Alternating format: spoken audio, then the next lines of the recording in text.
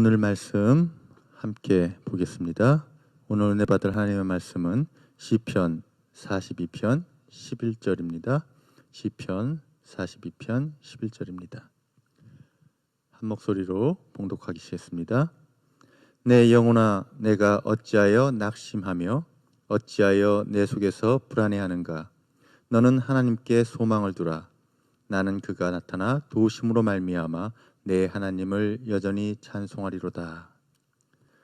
오늘 이 말씀을 박진선 전도사님께서 Put your hope in God 이란 제목으로 전해주시겠습니다.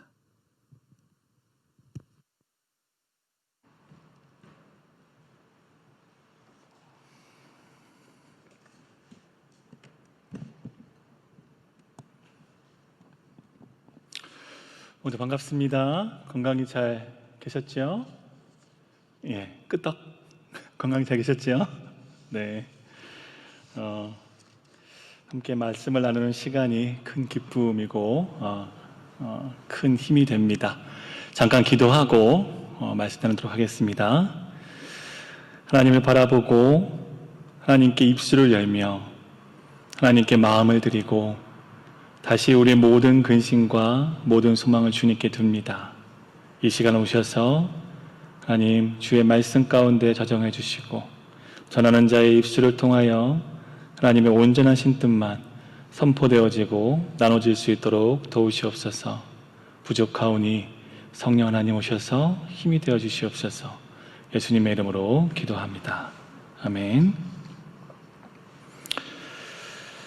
시편 42편과 43편은 신학적으로 하나의 시가로 보는 견해가 있습니다. 물론 42편과 43편을 따로 생각하고 또 그 뜻이 독립적이기 때문에 분리하는 신학자들도 있지만 저는 대세, 그러니까 일반적으로 신학자들이 주장하고 있는 42편과 43편을 하나 보는 견해를 따르고 또한 고라 자손에게 의해서 쓰여진 시이다라는 주장과 다윗이 쓴 시이다라고 주장하는 견해들 가운데 많은 신학자들이 이야기하고 있는 다윗이 쓴 시다라는 견해에 비중을 두고 오늘 설교를 나누도록 하겠습니다.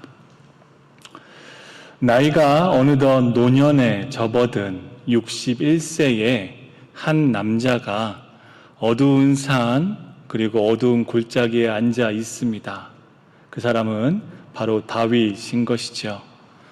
헐먼산이라는 큰 산, 만년설이 항상 있으며 그리고 그곳에서 쉬지 않는 물소리가 있고 폭포가 있는 그런 골짜기, 특별히 미살이라고 하는 봉우리가 있는 그 골짜기 어느 곳에 다윗이 앉아서 울고 있고 처량하게 아픔을 호소하고 있습니다. 지금도 이스라엘에 가면 유명한 바디아스라는 폭포가 있습니다. 만년설이 녹아서 쉬지 않고 그리고 강력하게 쏟아지는 폭포 소리는 헐몬산의 곳곳에 울려 퍼질 만큼 큰 폭포이며 그리고 그 강력한 물줄기는 갈릴리 호수 전역으로 흘러가게 되는 것이죠. 근데 이 큰 소리 그리고 이스라엘을 살리는 이 소리가 오늘 다윗에게는 자신을 둘러싼 군대의 비난 소리 같다고 들려지고 그리고 그 물줄기가 세차게 흐르는 소리는 자신을 노리고 있는 적군들의 칼과 방패 소리 같다고 느끼고 있습니다. 다윗은 그저 지금 두려움에 그리고 아픔에 울부짖고 있는 것입니다. 죽음의 위협에서 어떻게든 버텨내기 위해서 다윗은 자신이 살아온 젊은 날의 기억들을 회상하고 있습니다. 하나님에 대한 기억, 하나님께서 자신을 어떻게 구하셨고 함께 하셨는지에 대한 기억 한 조각 한 조각들을 애써 생각해내서 그리고 그때의 감정을 떠올리며 지금 버티고 있는 것입니다. 그 기억은 무엇입니까?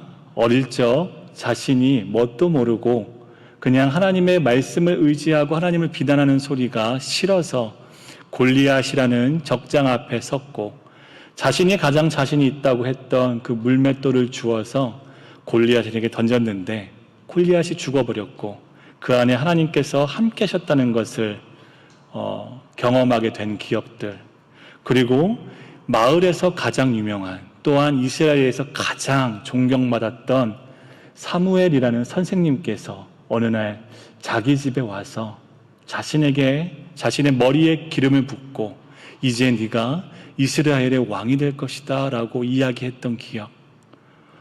어린 시절이었기 때문에 한 번쯤은 그 말에 내가 왕이 돼? 내가 정말 왕이 된단 말이야? 라고 생각하며 두려워해보기도 하고 설레보기도 했던 기억들. 양을 치며 사자와 늑대의 무리가 자기 양을 잡아먹을 때에, 그리고 그것을 움켜쥐고 있을 때에 하나님께 기도하고 달려가서 그 늑대와 사자의 입을 벌리고 양을 구해냈던 기억. 자신이 너무 좋아했던 하나님에 대해서 시를 써서 노래했던 기억들.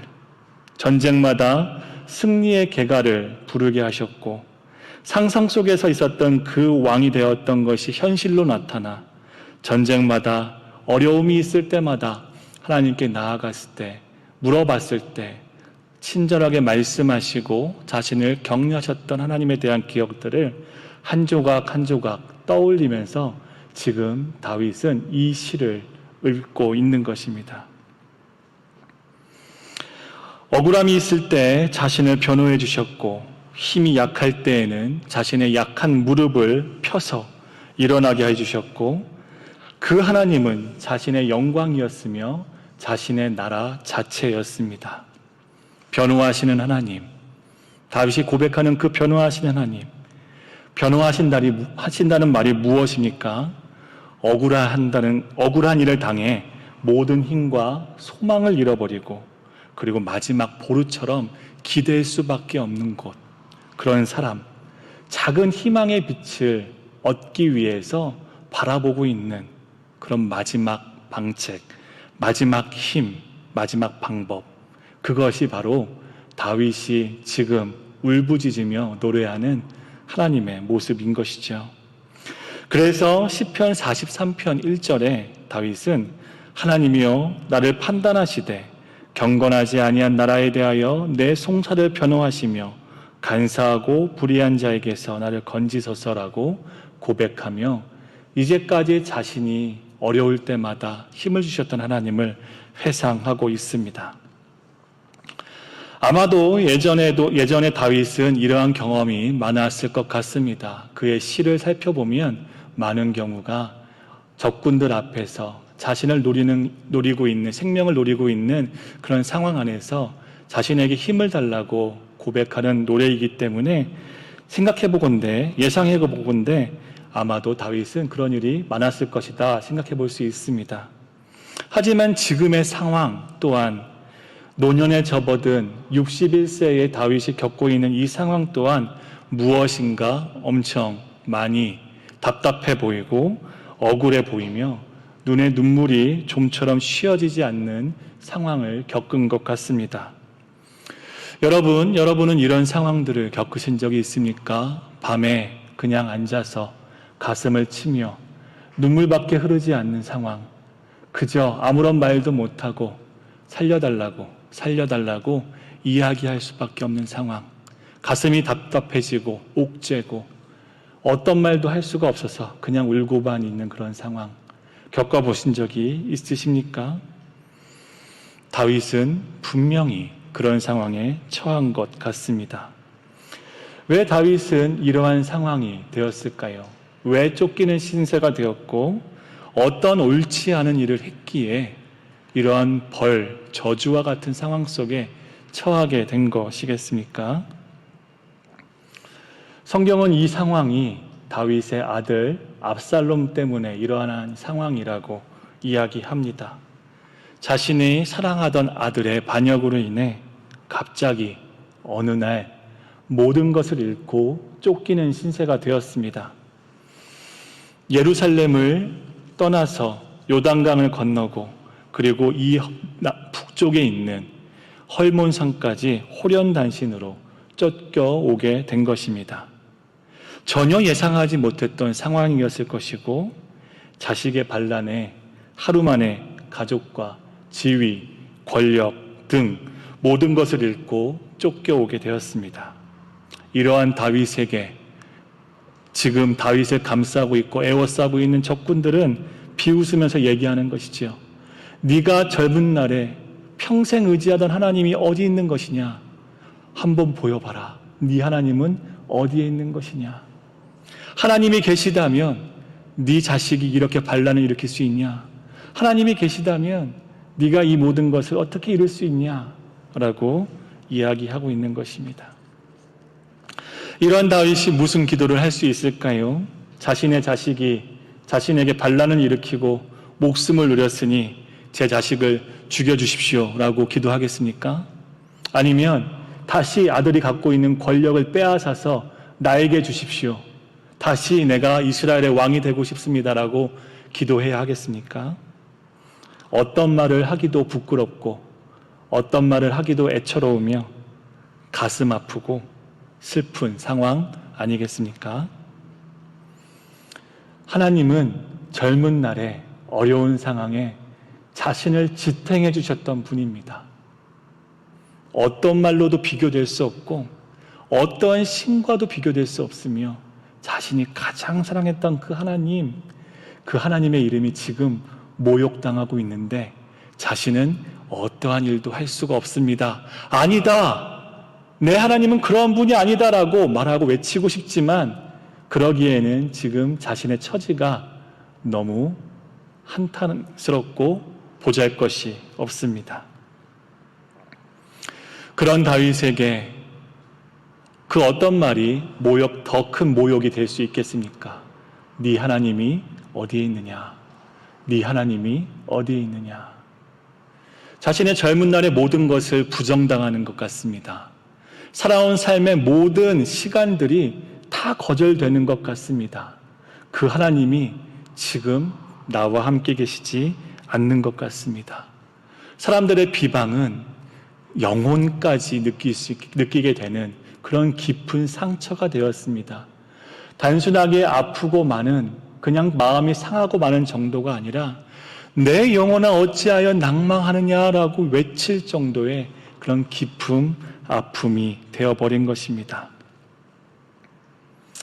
다윗은 어린 시절 깨어진 가정에서 자란 것 같습니다. 물론 고대의 모든 사회가 그랬겠지만 다윗은 특별히 그런 부분에 대해서 성경에 부분 언급하고 있습니다. 다윗이 골리앗을 향해 물매를 들고 나가는 그날도 다윗은 자신의 첫째 형과 둘째 형의 뒷바라지를 하기 위해서 심부름을 나갔던 상황이었습니다. 고대의 모든 사회가 그랬듯이 첫째와 둘째 아들이 출세해야지만 군대에서 인정을 받고 어느 정도의 지위에 올라가야지만 가족이 먹고 살 수 있고 가족이 가문을 일으킬 수 있기 때문에 아마 아버지는 첫째 아들과 둘째 아들에게 올인 했을 것 같습니다. 아마도 막내였던 다윗은 이런 첫째와 둘째 형 사이에서 그 형들에게 모든 포커스와 모든 삶이 맞춰진 채 형들을 뒷바라지할 수 있으면 무엇이라도 했던 것 같습니다. 자신의 삶에 다른 가정이었다면, 다른 집이었다면 종들이나 했을 법한 양을 치는 일들은 다윗의 몫이었고 다윗도 꿈이 있고 다윗도 하고 싶은 것이 있었겠지만 항상 형들의 그늘 사이에서 있어야만 했습니다. 시편 27편 10절에 다윗은 이렇게 고백합니다. 내 부모는 나를 버렸으나 여호와는 나를 영접하시리이다. 이러한 다윗, 주목받지 못하고 아버지에게도 어머니에게도 챙김받지 못했던, 돌봄받지 못했던 다윗은 자신의 심정에 대해서 부모가 나를 버렸다라고 이야기하는 것이죠. 상담학자들은 부모에게 버림받거나 방치된 자녀들은 평생 잘 해결되지 않는 어려움을 한 가지 겪는데 그것은 깊은 외로움이라고 합니다. 일반적으로 부모는 자녀들에게 고향 같은 역할을 해주죠. 고향. 어떤 상황에서도 돌아갈 수 있는 곳, 영어로 말하면 홈, 집이 될 수도 있겠네요. 내가 실패해도, 내가 좌절해도 돌아가서 두 팔 벗고, 두 팔 다리 다 뻗고 쉴 수 있는 곳, 내 모든 짐을 내려놓고 편히 있을 수 있는 곳, 그것이 부모라고 이야기하는 것이죠. 부모에게 버림받거나 방치되거나 사랑받지 못했던 자녀들은 이 고향을 빼앗기는 상황처럼 간주되어지고 여겨지기 때문에 평생 누구에게도 자신의 모습을 있는 그대로 보여주지 못하고, 그리고 자신의 존재에 대해서 의심하며 그리고 질책한다고 이야기합니다. 그런 부담감, 그런 의심, 그런 괴로움, 그런 깊은 외로움이 아마 다윗에게 있었을 것 같습니다. 다윗은 아마도 좋은 부모로서 혹은 자신이 겪지 못했던 그런 풍요로운 가정의 상황들을 주고 싶었을 수도 있었을 것 같습니다. 허나 중요한 사실은 다윗은 지금 다시 부모로서 자녀에게 쫓김을 당하는 상황이 되었다는 것이죠. 어릴 때도 부모님께 돌봄받지 못했고, 그리고 커서 부모가 되어서도 한 가족의 가장으로, 그리고 온전한 부모의 모습으로, 그리고 자녀에게 사랑받는 모습으로 서 있지 못하게 되었습니다. 그렇다면 다윗이 지금 겪는 내면의 갈등은 단순하게 권력을 잃고 지위를 잃고 자신이 있었던 것으로부터 생명의 위협을 받고 쫓겨왔다는 것뿐 아니라 다른 어떠한 큰 깊은 내면의 갈등을 겪고 있지 않을까 생각을 해보는 것입니다. 다시 말해 다윗의 그 깊은 아픔과 슬픔은 어쩌면 젊은 날에, 어린 날에 본인이 갖고 있었던 깊은 외로움이 더해져서, 아픔이 더해져서 더 큰 심연의 괴로움까지 이르지 않았을까 생각을 해보는 것입니다. 그런 절망과 아픔의 상황을 다윗은 42편 1절에 나온 사슴이 시냇물을 찾아 헤매고 있는 것 같은 것이라고 표현을 하고 있습니다. 우리가 사슴을 생각하면 푸른 초원에서 뛰어다니는 이러한 사슴들, 월트 디즈니 만화에서 나올 법한 사슴을 상상하는데, 사실 중동의 사슴은 좀 상황이 다릅니다. 여기서 말하는 사슴의 어원을 보면 암사슴 같습니다. 어떠한 신학자들은 임신한 사슴이라고도 추측하는 사람들이 있을 정도로 지금 이 성경 구절에 나오는 암사슴의 상황은 목이 마른 것뿐만 아니라 자기 뱃속에 있는 어떠한 태아에 대해서 더 먹일 수 있고 살고 싶은 욕구 가운데 서 있다라고도 신학자들은 표현하는 것이죠. 중동의 암사슴들은 오아시스까지 이르는 데에 큰 어려움을 겪게 됩니다. 특별히 숲이라는 것, 나무가 울창하지 않기 때문에 사슴이 광야로 들어가게 되면 수많은 맹수들이 그 사슴을 잡아먹기 위해서 노리게 된다는 것입니다. 특히 오아시스로 가는 그 길목에 이 사슴의 시체들 그리고 뼈들이 많이 발견된다고 합니다. 목이 말라서 달려가지만 암사슴은 그뿐 아니라 자신을 노리고 있는, 자신에게 포진되어 있고 숨어서 자신의 생명을 노리고 있는 이 맹수의 위협들까지도 짊어지고 그 물가를 향해야 한다고 이야기하는 것이죠. 이 모습이 정말 다윗의 상황과 딱 들어맞습니다. 그런 괴로움, 내적인 갈등, 생명의 위협, 목마름, 그것을 향하고 싶어하는 다윗의 마음이 시편 42편 1절의 마음 같습니다. 다윗에게 이러한 절망뿐만 아니라 또 다른 아픔이 있음을 성경을 통해 알 수 있습니다. 젊은 날의 다윗, 어떻게 그 인생을 버텨왔습니까? 하나님인 것이죠. 하나님께 묻고 하나님께 나아가고 하나님이 나의 위로가 되시고 나의 슬픔을 노래할 때마다 나의 상황을 이해해 주시고 헤아리시며 도와주셨던 그 하나님을 만날 수 있었던 그 성전, 예루살렘의 성전으로부터 떠나오게 된 것입니다. 하나님을 만나고 싶은데, 하나님께 나아가고 싶은데, 항상 이러한 상황일 때는, 이렇게 어려움을 겪을 때는 하나님께 나아갔는데, 지금 예배도 드릴 수 없고 찬양할 수도 없고 하나님을 만날 수 없는 것입니다.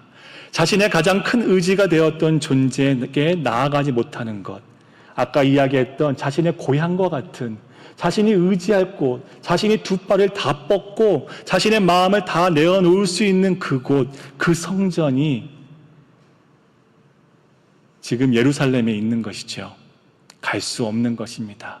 그곳을 향하려면 지금 밖에서, 이 산 밑에서 자신을 찾고 있는, 수색하고 있는, 자신이 내려가기만을 기다리고 있을 그 적군들, 맹수와 같은 적군들을 뚫고 가야 하는 것입니다.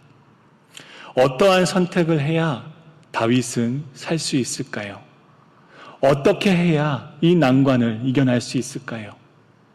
내려가면 죽고 가만히 있자니 어둠의 그림자들, 내면의 아픔들은 밀려오고 자신의 모습은 처량하고 한탄스럽기만 하고 자신이 의지할 수 있는 하나님의 성전은 저기 멀리 있기만 하고 어떻게 해야 할까요?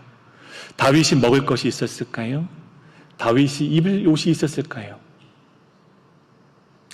오늘 말씀인 이 상황은, 이 42편의 상황은 이와 같습니다.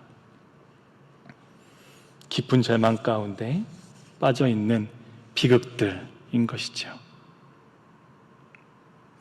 아픔은 압살롬의 반란처럼 예상치도 못한 사람, 가까운 사람으로부터 갑자기 찾아오기도 합니다.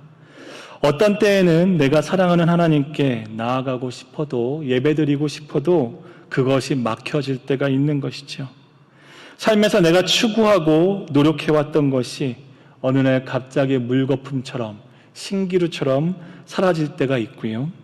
심령을 상하게 하고 영혼의 깊은 영역까지 이르게 하는 극심한 아픔, 낙심을 주는 사람들로부터의 비방이 닥쳐올 수 있습니다. 나를 알지도 못하는 사람들이 나를 오해해서 나에 대해서 겉모습만 보고 내 얘기는 듣지도 않은 채 나에 대해서 비방하고 이야기한다면, 가장 가까이 나를 믿어줄 것 같은 사람이 나를 받아주지 않고 나의 아픔과 상처에 대해서 헤아리려고 하지도 않으며 그것에 대해서 그냥 가벼이 여기는 태도와 모습을 보인다면 여러분은 어떠한 마음이시겠습니까?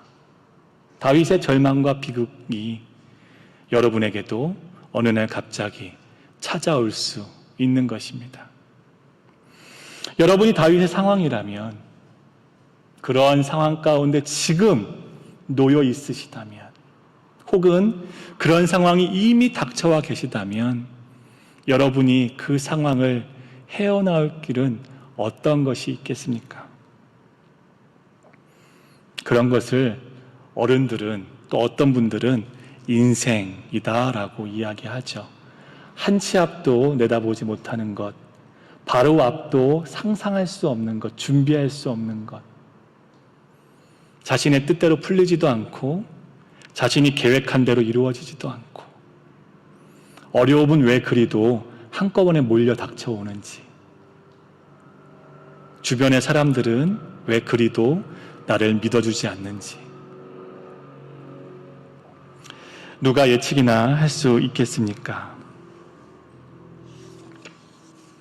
그런 현실적인 모습, 스스로 낭망하고 있을 때, 아파할 때에, 괴로워할 때, 나의 아무도 모르는 나의 상처 때문에, 누구에게도 이야기할 수 없는 나의 과거 때문에, 그리고 나도 원하지 않지만 그렇게 본의 아니게 뿜어져 나오는 나의 행동과 습관과 나의 성격과 나의 말들 때문에 그런 모든 것들이 나에게 다시 폭풍처럼, 그런 헐몬산의 폭포와 같이 닥쳐올 때에 사람들이, 봐라, 네가 믿는 하나님이 도대체 어디 계시냐? 네가 그렇게 행동하는데 네 모습이 그것밖에 되지 않는데 어디 하나님을 찾고 있냐? 나를 설득하려면 하나님이 계시다고 이야기할 거면 네부터 잘해라. 네 모습부터 온전하게 해라. 네 상처부터 해결하고 와라. 네 모습이 잘 돼야 내가 비로소 하나님을 믿겠다라고 이야기한다면 여러분 견디실 수 있겠습니까? 이러한 상황을 똑같이 다윗은 이런 인생살이를 겪고 있는 것입니다. 그렇다면 우리는 보고 싶은 것이죠. 다윗은 정녕 이 상황을 어떻게 해결했는가? 정말 목숨을 끊고 싶을 만한 상황, 답답한 상황, 괴로운 상황, 비극, 그 상황을 다윗은 어떻게 견뎌냈는지 보고 싶은 거죠. 그 안에서 우리가 방법을 찾아낼 수 있다면 어쩌면 우리 인생에 이러한 상황이 닥쳐올 때에도 조금은 우리가 견뎌낼 수 있을 만한 힘이 되지 않겠습니까? 시편 43편 3절에서 다윗은 그럼에도 불구하고 자신의 어렵고 두려운 삶의 영역을 넘어서서 하나님의 진리의 영역, 희망의 영역, 하나님이 계신 곳에 서게 될 것을 바라보고 있습니다. 저는 공동번역 성서로 이 구절을 한번 살펴보았습니다. 내용은 이렇습니다. 당신의 빛, 당신의 진실을 길잡이로 보내시어 당신 계신 거룩한 산으로 이끌어 주소서. 당신의 진실을 길잡이로 보내달라고 지금 하나님께 외치고 있는 것입니다. 다윗이 찾은 방법은 진리의 길잡이, 진리가 길잡이로 오는 것을 요청하고 있는 것이죠. 여러분, 길잡이가 무엇입니까? 길잡이는 어떠한 역할을 하는 것이지요? 초행길을 갈 때에 그 길을 잘 아는 길잡이가 우리 앞에 있다면 우리는 그 길을 잘 걸어갈 수 있겠습니까? 없겠습니까?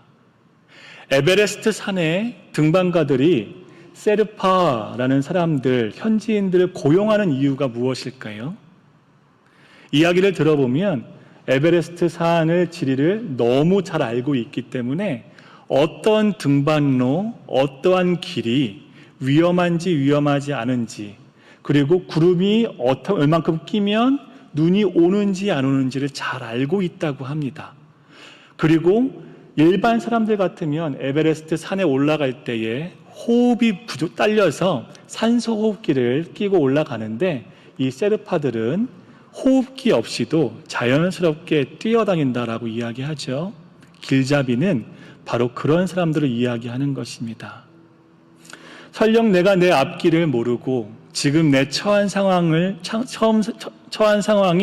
처음 당한 상황이라 할지라도 이 상황에 대한 길잡이가 있다면, 이 상황에 대해서 헤쳐나갈 방법을 아는 누군가가 있다면 나는 어쩌면 한숨을 돌릴 수 있을 것 같습니다. 근데 다윗은 하나님께 진리로 길잡이를 삼게 달라고, 진리의 길잡이를 보내달라고 요청하고 있는 것입니다. 삼국지를 보면 정말 기막힌 모사, 제갈공명과 같은 모사의 한 가지 계책은 수만, 수십만, 수백 명의 목숨을 흔들 수 있습니다. 살릴 수도 있고 죽일 수도 있는 것이죠. 제갈량의 그 계책, 그 지혜, 그 길잡이 같은, 그 인도자 같은 그 경험과 노련한 그 방법들은 사람의 생명을 살릴 수 있다는 것입니다. 지금 다윗의 상황이 어떻습니까? 개미 새끼 한 마리 이 산을 빠져나갈 수 없는 상황입니다. 그렇다면 다윗에게 필요한 것이 무엇이겠습니까? 지혜, 진리의 길잡이가 필요하지 않겠습니까?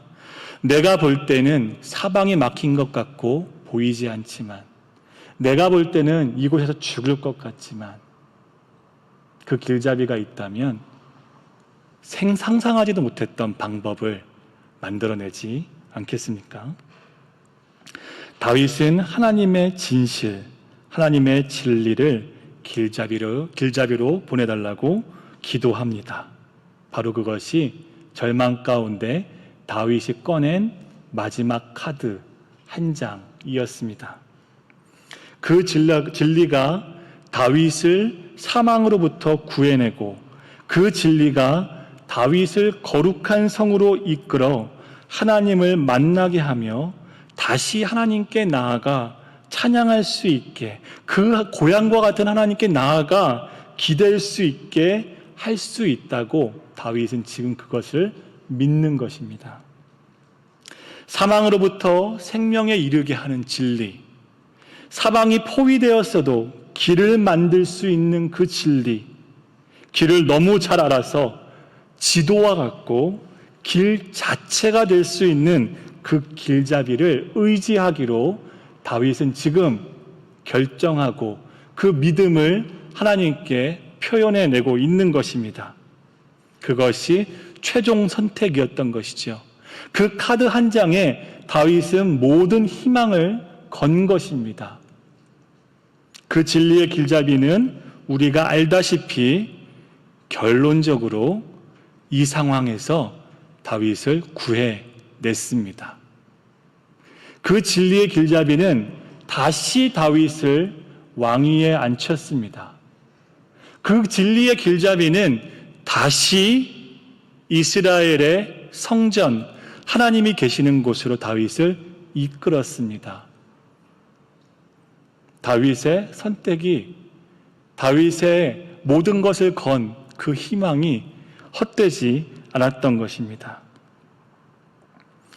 다시 말해 오늘 본문의 말씀인 시편 42편 11절, 다윗이 진리의 길잡이로 그가 나타나 도우심으로 말미암아 다윗은 하나님을 여전히 찬송하게 되었습니다. 혹시 여러분의 삶의 상황이 이러한 다윗과 같은 상황에 있으십니까? 답답하고 답이 보이지 않고 길이 보이지 않고 모든 것이 막힌 것 같은 상황. 다윗과 같은 상황이 여러분 가운데 있으시다면 진리의 길잡이로 나타나신 한 분이 계시는 것을 잊지 마시기 바랍니다. 요한복음 14장 6절을 보면 내가 곧 길이요 진리요 생명이니 나로 말미암지 않고는 아버지께로 올 자가 없느니라 라고 한 분이 이야기하고 계십니다. 바로 예수님이신 것이죠. 진리의 길잡이시고 거룩한 산, 다윗이 의지했고 우리가 여전히 바라보고 있는 하나님이 계시는 곳으로 인도하시는 예수님이 바로 그 길잡이인 것입니다. 하나님은 예수님을 통해 우리를 생명으로 인도하십니다. 예수님은 진리의 길잡이가 되십니다. 한번 그 카드에, 진리의 길잡이라는 카드에 모든 것을 올인해 보지 않으시겠습니까? 잊지 않으셨으면 좋겠습니다. 우리의 삶이 어려울지라도 힘들지라도 우리에게 반드시 길을 내실 수 있는 한 분이 계시다는 것. 그 카드는, 그 사람은 두 장 다른 사람이 있는 것이 아니라 바로 오직 한 분이시라는 것. 그분만이 하실 수 있다라는 것입니다.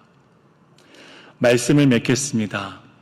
다윗은 하나님 안에서 자신의 인생을 마감했습니다.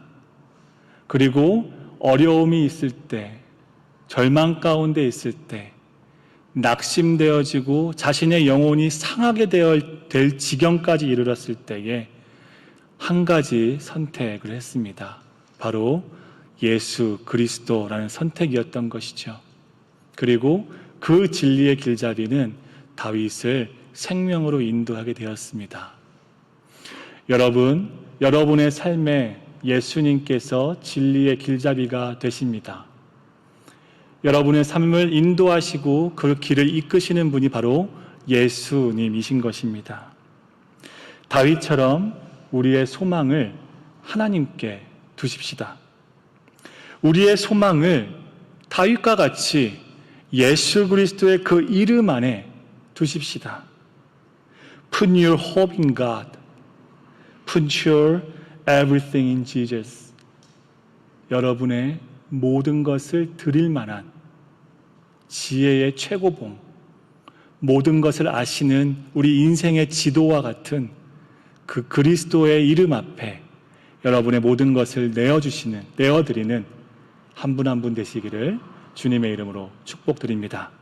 기도하겠습니다.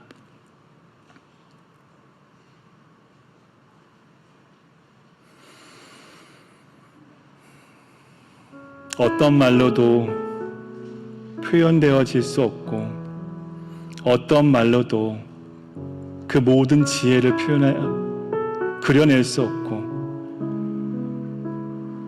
어떠한 것과도 비교될 수 없을 만한 가장 귀한, 가장 아름다운 우리의 생명 되신 예수님을 바라봅니다.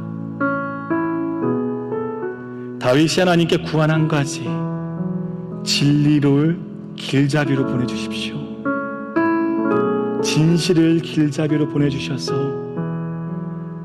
하나님께서 우리에게 소망 되시는 것을 다시 한번 깨닫고 거룩한 산으로 이끌어 주시옵소서라고 고백했던 것처럼 우리의 삶의 모든 순간에 하나님, 우리의 삶의 길잡이 되시고 인도자 되시며 목자 되시는 우리의 삶의 생명 되시며 우리가 마땅히 의지할 우리의 아버지, 고향 되시는 그 예수 그리스도를, 그 하나님을 의지할 수 있도록 도와주시옵소서.